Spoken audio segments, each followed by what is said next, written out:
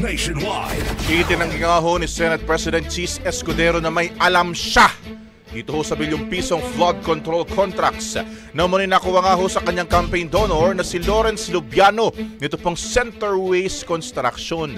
Itong Centerways Construction na ito mga kabrigada ay kabilang ho yan dun sa 15 contractors. Yung listahan ni Pangulong Bongbong Marcos na nakakuha raw ng mga pinakamaraming flood control projects sa gobyerno.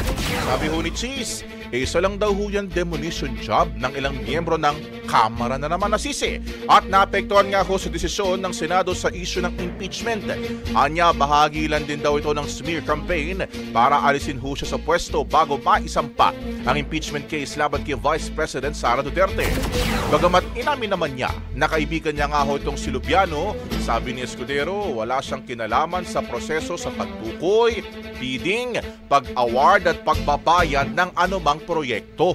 Dagdag pa ho niya ang kanyang kapalaran bilang Senate President ay nasa kamay na ho ng kanyang mga kapwa senador. Brigada Balita Nationwide. Ang bahaging ito ay hatid sa atin ng Mom's Love ES1 Capsule. Simulang tuparin ang pangarap ng iyong anak. And stunting now!